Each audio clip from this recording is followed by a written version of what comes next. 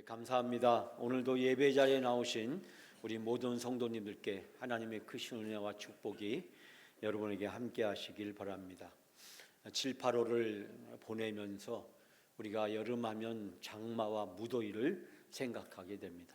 또한 우리가 개인적으로나 우리가 돌아보게 되면 우리 자신의 쉼에 대해서 또 안식에 대해서 생각하게 됩니다. 여름을 되면 휴가를 떠나게 되는데 제가 필리핀 가서 선교사님하고 대화하는 중에 한국 사람들은 뭘 하든지 빨리빨리 해야 되는데 이 필리핀에서는 빨리빨리 하다가는 큰일 난다고 선교사님 얘기를 들었습니다. 왜 그러냐 했더니 너무 더워가지고 거기서는 빨리빨리가 미덕이 아니라 느리게 천천히 하는 것이 미덕이라고 합니다. 그래서 추운 지방 사람들은 빨리빨리 살아가도록 사회 시스템이 만들어져 있고, 이 적도 지방이나 무더위 지방에 사는 사람들은 느리게 천천히 살아가도록 만들어졌다. 심지어는 이 북극 지역에 사는 사람들은 매운 것, 아주 자극적인 것을 많이 좋아하고 열량이나 칼로리가 높은 것을 먹지만, 그러나 이 적도 지방이나 남쪽에 사는 사람들은 칼로리가 높은 열이 많이 나는 음식을 먹었다가는 그 더위에 온도에 감당하지 못해서 심각한 병에 걸린다는 이야기를 들었습니다. 사랑하는 여러분, 우리가 여름은 한 해를 지나가면서 어떻게 보면 숨 고르는 시간이고 잠깐 우리의 삶의 쉼표를 찍는 시간입니다. 그래서 올해 7, 8월 2달 동안 영혼의 숨 고르기, 하늘 쉼표라고 하는 그런 타이틀을 가지고 스탑, 끄고 그리고 채우다라는 주제를 가지고 여러분께 함께 말씀의 은혜를 나누고자 합니다. 앞으로 7월, 8월 2달 동안 우리의 예배와 그리고 말씀과 교회 여러 가지 프로그램과 행사를 통해서 바로 우리가 영혼의 숨 고르기, 하늘 쉼표라는 이 여름 주제에 맞추어서 함께 하려고 합니다. 여러분, 특별히 오늘은 그 첫 번째 시간으로서 멈춤의 용기, 손을 놓아야 하나님이 보인다라는 제목으로 여러분과 말씀을 함께 나누기를 원합니다. 여러분, 우리가 살아가고 있는 우리의 삶의 현실에서 보면 현대인들은 늘 바쁘고 분주하다 보니까 몸도 지치고 마음도 지치고 영혼도 탈진해버리는 번아웃 상태에 빠져들게 됩니다. 우리의 인생에 쉼표가 없을까요? 우리는 많은 소리를 들어가며 살아갑니다. 그 소리들은 우리를 될 수 있으면 자극시키고 우리로 하여금 분주함 속에 살아가도록 합니다. 그러나 오늘날 현대인의 삶 속에서 끊임없이 돌아가는 많은 일들, 그리고 결과에 대한 성과의 압박, 그리고 미래에 대한 불안한 점들이 우리로 하여금 조급한 마음을 갖게 하고, 그 조급한 마음은 바로 오늘의 우리의 삶 속에서 우리가 때로는 지치고 힘든 삶을 살아갈 수밖에 없는 현실이 되기도 합니다. 그래서 우리는 여름이 되면 휴가를 떠나거나 우리가 쉬기도 합니다. 우리가 10년, 20년 전에 비하면 우리가 한 달에 또 1년에 쉬는 기간이 많이 늘었음에도 불구하고 우리의 몸은 여전히 피곤하고 지쳐 있는 것을 보게 됩니다. 심지어는 우리가 휴가를 다녀와도 오히려 더 피곤한 경우를 경험하게 됩니다. 영혼의 갈증이 해소되지 않는 이유는 진정한 쉼을 누리지 못하기 때문이라고 이야기합니다.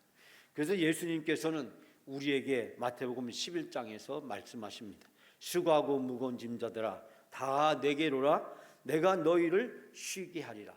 주님께서 우리에게 쉼을 주시겠다라고 말씀하고 있습니다.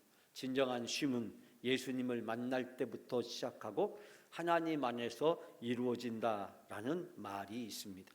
사랑하는 여러분, 오늘 여러분의 삶은 어떻습니까? 여러분은 어떠한 삶을 지내고 계십니까? 우리 현대인들이 가장 많이 하는 거짓말 중에 1순위가 있는데, 그 거짓말 중에 1순위가 어떤 것이냐면 나중에 밥 한번 먹자라는 말이라고 합니다. 나중에 밥 한번 먹자. 그리고 나 요즘 안 바빠라고 이야기합니다. 그러면서 시계를 끊임없이 보고 스마트폰은 계속해서 울려대고 그리고 자기의 갈 길을 재촉하는 모습을 발견하게 됩니다. 저도 제 입에 붙은 말 중에 하나가 밥 한번 같이 먹자고, 나중에 밥 먹자, 그렇게 말만 해놓고 부도수표를 내는 경우가 참 많습니다. 어떤 성도님이 너무 지치고 피곤해서 기도를 했답니다. 하나님, 내가 아무것도 안 하고 푹 쉬게 해 주십시오. 기도의 응답이었는지 모르겠지만 얼마 지나지 않아서 그분이 병원에 입원해서 아무것도 할 수 없는 상황이 되었답니다. 이분이 다시 하나님께 기도하기를, 하나님, 그렇다고 이건 아니잖아요 라고 이렇게 이야기를 했답니다. 우리는 병원에 입원해서야, 그리고 병상에 누워서야, 그때서야 비로소 멈추는 미련한 삶을 반복하고는 합니다. 이렇게 계속 가다가는 몸이 건강을 잃겠지, 몸이 아프겠지, 무슨 문제가 생기겠지라고 생각은 하지만, 그러나 우리는 늘 지치고 피곤한 일상을 살아가는 모습을 발견하게 됩니다. 사랑하는 여러분, 우리가 여기서 생각할 수 있는 오늘 첫 번째 드리고 싶은 말씀은, 안식은 단순한 게으름이나 포기가 아니라고 하는 뜻입니다. 많은 분들이 생각하기를 안식, 쉼은 게으르다고 생각하고 또 나태한 일이라고 받아들입니다. 그래서 우리 자본주의 사회에서, 또 우리 한국 사회에서는 쉰다, 논다 라고 하는 말에 대해서 긍정적인 의미보다 부정적인 것을 더 많이 가지고 있습니다. 우리가 유럽이나 미국에 비해서 휴가 기간이 아주 긴 듯하게 보이지만 실제로는 우리가 아주 짧은 것을 보게 됩니다. 우리가 미국이나 북유럽 같은 나라들 속에서 이 쉰다고 하는 것이 자연스러운 것으로 받아들이는데, 우리 한국 사회에서는 아직까지도 쉰다라고 이야기하면 부정적으로 해석을 하면서 사람에 대한 평가에 부정적인 결과까지도 받아들이는 것을 발견하게 됩니다. 사랑하는 여러분, 안식은 내 힘으로 인생을 굴리려는 교만을 내려놓는 것입니다. 내 힘으로 인생을 어떻게 살아보려고 하는 그런 자기를 의지하는 것들을 내려놓는 것입니다. 안식은 하나님이 내 삶의 주인 되심을 인정하는 가장 적극적인 믿음의 행위인 것입니다. 그렇기 때문에 하나님에 대한 믿음이 없이 안식은 불가능하다라고 이야기합니다. 이 시간 우리의 귀에 들려오는 수많은 이야기들이 있습니다. 사람들의 말이 있습니다. 심지어는 누가 말하는지도 모르는 말들을 우리가 듣고 살아가게 됩니다. 쉬어서는 안 돼. 지금이 쉴 때가 아니야. 그래서 앞으로 어떻게 하려고 그래? 우리도 모르는 사이에 우리의 안식을 깨트리고 우리로 하여금 계속해서 일의 굴레 속에서 벗어나지 못하게 하는 소리들이 우리를 계속해서 들려옵니다. 사랑하는 여러분, 우리가 멈출 수 있는 것은 용기가 있어야 가능하다고 이야기합니다. 근데 그 멈춤의 용기는 바로 하나님을 바라보는 믿음이 있을 때 가능하다라고 이야기를 합니다. 근데 우리가 안식이 필요하다는 것을 알면서도 우리가 멈추지 못하는 이유는 무엇일까요? 오늘 출애굽기 20장 8절 말씀에 안식일을 기억하여 거룩히 지키라고 이야기합니다. 출애굽기 20장은 여러분이 잘 아시다시피 10계명을 우리에게 소개하고 있습니다. 10계명은 어디에서 나온 것입니까? 애굽에서 노예 생활하던 이스라엘 백성이 애굽에서 나온 다음에 시내산에서 하나님이 모세를 통해 율법을 주시면서 그 율법의 가장 중심되는 원리로 주신 것이 바로 10계명이었습니다. 10계명은 하나님과 우리의 관계, 그리고 우리가 다른 사람들과의 관계, 그리고 공동체 속에서의 관계를 우리에게 가르쳐 주기도 하지만, 또한 이 10계명은 서글픈 경험이 반영되어 있습니다. 그것은 애굽에서 노예 생활이었습니다. 10계명은 구구절절히 하나부터 열까지 모든 계명이 노예 생활을 철저하게 반영하면서 다시는 이런 노예 생활이 되풀이돼서는 안 된다는 것들을 이야기하고 있습니다. 노예는요, 쉬는 날이 없습니다. 노예는 항상 주인이 요구하는 대로 일을 해야 됩니다. 오늘 바로 이 10계명의 안식일에 대한 계명을 거룩하게 지키라고 명령하고 있습니다. 거룩하게 지키면 어떻겠느냐? 그러면 좋을 것이다. 권면하고 타이르는 것이 아니고 우리에게 권면하는 것이 아니라 명령을 하고 있습니다. 왜 하나님은 우리에게 멈추라고, 쉬라고, 안식하라고 명령하셨을까요? 그것은 우리 인간이 스스로 멈추는 법을 모르기 때문입니다. 여러분이 알다시피 이스라엘 백성은 애굽에서 400년 동안 노예 생활을 하게 되었습니다. 물론 400년 전체가 노예 생활은 아니었지만 많은 시간을 노예로 보내게 되었습니다. 노예의 특징은 멈추면 죽는다는 것입니다. 노예에게 있어서 쉼은 곧 죽음이자 도태였다는 사실을 우리는 깨닫게 됩니다. 노예는 항상 밤낮을 가리지 않고 언제 어디서나 주인이 요구하는 일을 하는 것이 노예였습니다. 일만 하다가 그 생을 마감하는 것이 노예의 일생이었습니다. 그런데 하나님은 바로 안식일을 기억하여 거룩하게 지키라고 이야기를 합니다. 왜 하나님은 멈추라고 말씀하셨을까요?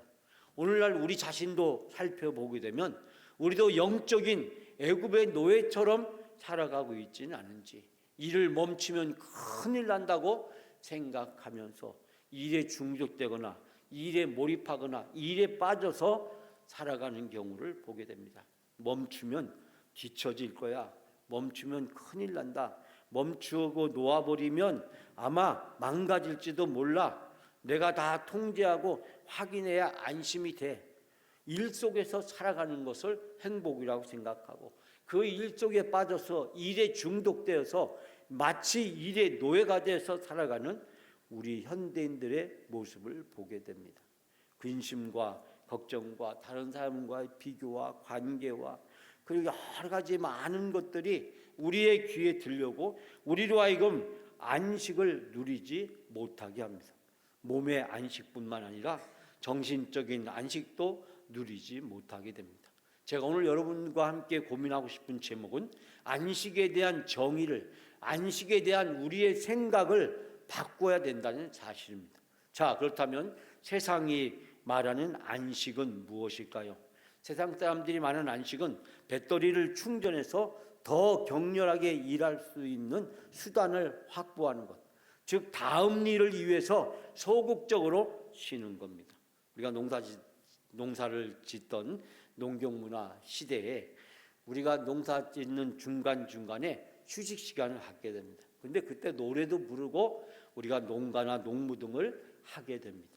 그런데 그처럼 하는 가장 중요한 이유는 쉬기 위해서 하는 것이 아니라 계속해서 일을 하기 위해서 잠시 동안 우리가 그 노동의 고통과 아픔에서 벗어나서 회복하는 시간을 갖게 됩니다. 일을 계속하기 위해서, 일을 더 많이 하기 위해서 바로 휴식, 쉼, 안식이라는 것을 갖는 것이 세상의 기준입니다. 그런데 성경이 말하는 안식의 기준은 무엇일까요? 오늘 11절 말씀에 이렇게 말씀하고 있습니다. 이는 엿새 동안에 나 여호와가 하늘과 땅과 바다와 그 가운데 모든 것을 만들고 일곱째 날에 쉬었습니다. 그러므로 나 여호와가 안식일을 복되게 하여 그 거룩하게 하였느니라. 사랑하는 여러분, 성경이 말하는 안식은 무엇이었을까요? 우리는 오늘 주신 말씀을 통해서 바로 이 성경에 말한 주는 안식에 대해서 우리가 같이 생각해 보고자 합니다. 안식은 아무것도 하지 않는 게으름의 시간이 아닙니다. 세상의 짐과 염려를 비워내고 하나님의 주권을 인정하는 가장 적극적인 믿음의 행위인 것입니다. 예를 들어서 말씀드리자면 이스라엘 백성이 애굽에서 나와서 광야에서 생활하게 될 때 이 광야라고 하는 것은 음식을 구하는 것이 불가능한 상황이었습니다. 그때 하나님께서는 이스라엘 백성에게 하늘에서 만나를 내려주시고 또 메추라기를 보내서 이스라엘 백성이 고기를 먹도록 해주셨습니다. 근데 이 만나 하늘에서 내려오는 이 하늘의 양식은 하루에 꼭 하루치만을 수확할 수 있었습니다. 그 이상을 수확하면 상해서 먹을 수가 없었습니다. 그런데 바로 이 여섯째 날이 되면 그날에는 바로 하루치가 아니라 이틀치를 수확할 수 있도록 하나님은 주셨습니다. 왜 여섯째 날에 하나님이 이틀치를 주셨을까요?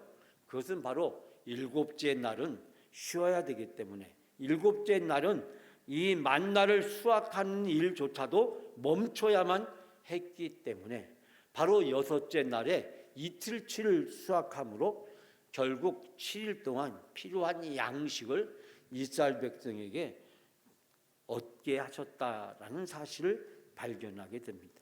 하나님은 바로 멈추게 하시는 하나님이셨습니다. 그걸 위해서 이스라엘 백성을 먹이시고 입히신다는 그 하나님에 대한 신뢰가 없이는 불가능한 모험이었다는 사실을 발견하게 됩니다. 즉 하나님은 바로 멈추게 하시는 하나님이었습니다. 사람은 계속해서 일을 시키지만 하나님은 멈추게 하십니다. 그래서 저는 오늘 여러분에게 오늘 주신 말씀을 통해서 우리가 안식에 대한 우리의 생각을, 우리의 목적을 바꿔야 된다는 사실을 깨닫게 됩니다. 여러분이 잘 알고 있는 이야기 하나를 말씀드리려고 합니다. 아프리카 원주민들이 침팬지를 사냥할 때 쓰는 방법이 있는데, 그것은 바위에다가 작은 구멍을 내고, 그리고 그 구멍 안에다가 침팬지가 좋아하는 열매를 넣어둔다고 이야기합니다. 침팬지는 바로 그 열매를 먹기 위해서 구멍 안에다가 손을 넣게 되는데, 바로 그때 사냥꾼이 나타나게 되면 이 침팬지가 사냥꾼이 다가오고 있음에도 불구하고 그 구멍 속에 들어간 자기의 손을 놓고 과일을 포기하고 손을 빼면 얼마든지 이 사냥꾼으로부터 달아날 수 있는데, 이 침팬지는 손에 쥔 것을 절대로 놓지 않고 끝까지 붙잡고 있다가 결국은 이 사냥꾼에게 잡힌다라고 이야기합니다. 여러분, 어쩌면 우리의 모습이 이 침팬지와 같지 않은지 우리 자신을 돌이켜 보아야 됩니다. 내가 소중하다고 생각하는 것, 내가 없어서는 안 된다고 생각하는 것, 내가 일하고 있는 이것들을 내가 놓치면 죽는다, 내가 이 일을 놓으면 망한다 라고 하는 강박관념이 우리 자신들을 지배하면서 일에서 벗어나지 못하고, 쉬면서도 계속 일에 대한 염려와 근심 때문에 영과 혼이 올바로 쉼을 얻지 못하는 경우를 발견하게 됩니다. 사랑하는 여러분, 세상에 잡은 손을 놓아야 주님의 손을 잡을 수 있습니다. 세상에 잡은 손을 놓아야 주님의 손을 잡고 살아갈 수 있습니다. 그래서 주님께서는 우리에게 말씀하십니다. 손을 놓아라. 그래야 산다고 말씀합니다. 아무것도 염려하지 말라. 염려하는 것은 무엇입니까? 바로 세상을 잡고 있는 것입니다. 세상을 붙잡고 있는 것입니다. 염려하지 말라는 것은 그 잡은 손을 내려놓으라는 것입니다. 내려놓게 될 때 바로 참된 자유를 얻게 된 것입니다. 그런데 이 잡은 손을 놓으려면 믿음이 없이는 불가능한 것입니다.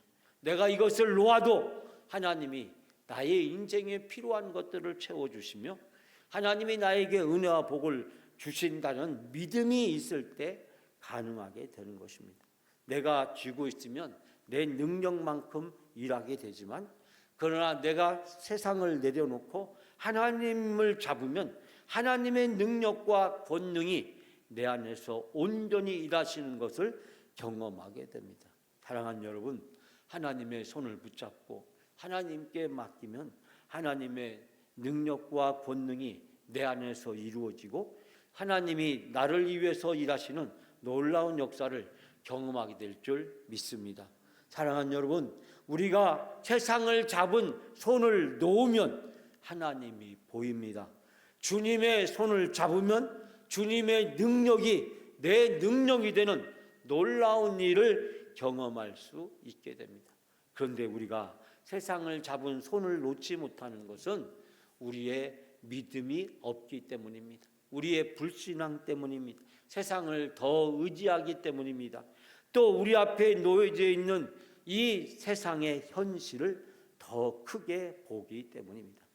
여러분 알다시피 이스라엘 백성이 애굽에서 나와서 탈출했을 때 그들 앞에 홍해 바다가 가로막고 있었습니다. 저 뒤에서는 애굽의 군대가 쫓아오고 있습니다. 앞으로 갈 수도 없고 뒤로 후퇴할 수도 없는 진퇴양난의 상황에 처해 있게 되었습니다. 그때 하나님은 모세를 통해서 이스라엘 백성에게 말씀하십니다. 너희는 두려워하지 말고 가만히 서서 여호와께서 오늘 너희를 위하여 행하시는 구원을 보라고 모세는 담대히 선포합니다. 두려워한다는 것은 하나님이 없다는 것입니다. 두려워하지 않는다는 것은 하나님을 믿을 때 가능한 것입니다. 여러분, 앞에는 홍해바다가 있어서 그 바다를 건너갈 수가 없고 뒤에는 애굽의 군대가 지금 곧 들이닥칠 정도로 추격해오고 있습니다. 이런 절체절명의 순간에 아무것도 하지 않는다는 것은 과연 가능한 일이겠습니까? 믿음이 없이는 불가능한 것입니다. 믿음이 없이는 두려움에서 벗어나는 것은 불가능한 것입니다. 바로 모세가 이스라엘 백성들에게 하신 말씀, 가만히 서서 두려워하지 말고 하나님이 우리를 위해 행하시는 구원을 보라는 것은 믿음이 있을 때 가능하고 믿음이 있을 때 이루어진다는 사실을 발견하게 됩니다. 사랑하는 여러분, 지금 애굽의 군대가 추격해 오고 있습니다. 앞에는 홍해바다가 가로막고 있습니다. 이스라엘 백성이 살 길이 없습니다. 그런데 하나님은 어떤 분이셨습니까? 저 애굽의 군대, 애굽의 10가지 재앙을 통해서 애굽의 모든 신들과 바로 왕을 굴복시키신 하나님이셨습니다. 그 하나님을 믿는다면 애굽의 군대도 홍해바다도 그 어떤 장애와 난관도 결코 문제가 되지 않는 것입니다. 여러분, 가만히 있다라고 하는 것은 무기력한 내 자신을 내려놓고 하나님을 바라고 하나님을 의지하는 것입니다. 세상에 잡은 손을 내려놓고 하나님의 전능하신 손을 붙드는 것입니다. 사랑하는 여러분, 가만히 서서는 아무것도 없는 것이 아니라 믿음으로 하나님이 나를 위해서 하시는 놀라운 구원의 역사를 경험하게 되는 것입니다. 사랑하는 여러분, 세상을 향한 또 내가 내 자신 의지한 모든 손을 내려놓고 주님의 손을 붙들고 살아가는 여러분이 다 되시기를 바랍니다. 어떤 성도님이 너무 힘들고 어렵고 근심 걱정이 많아서 밤에 잠을 이룰 수가 없었습니다. 새벽이 되어서 그 성도는 하나님 앞에 기도하기 시작했습니다. 주님, 제 삶의 문제들이 왜 이렇게 산더미와 같이 많습니까? 너무 힘들고 어렵습니다. 제가 너무 힘들고 어려워서 지금 잠을 잘 수 없습니다. 그러자 주님이 그 사람에게 이렇게 말했다고 합니다. 걱정 붙들어 매고 어서 자거라. 오늘 밤 내가 밤새 일할 테니, 오늘 밤 내가 너를 위하여 밤새 일할 테니 너는 제발 교대하고 자거라 라고 이야기했답니다. 교대하고 자거라 라는 뜻입니다. 여러분, 안식은 하나님께 나의 모든 것을 다 맡기고 저는 이제 퇴근합니다 라는 신앙 고백을 하는 것과 같습니다. 하나님께서 하나님의 선한 계획과 뜻을 이루어 주실 줄 알고 하나님의 선한 계획대로 모든 것이 결론적으로 끝맺게 될 것을 알고 하나님께 맡기는 것, 그것이 바로 안식이라고 하는 사실을 우리가 발견하게 됩니다. 사랑하는 여러분, 하나님 안에서 누리는 참된 안식은 영혼의 숨고르기라고 이야기할 수 있습니다. 세상은 우리들에게 이야기합니다. 이제 그만 멈춰라. 이제 그만 쉬어라. 이제 계속 일하라고 우리를 부채질합니다. 그러나 주님은 이제 그만 멈추라고, 이제 그만 내려놓으라고, 내가 대신 하겠다라고 말씀합니다. 우리의 염려를 내려놓고 주님을 의지하고 주님의 손을 붙잡게 될 때 주님께서 우리에게 놀라운 능력과 은혜를 베풀어 주실 줄 믿습니다.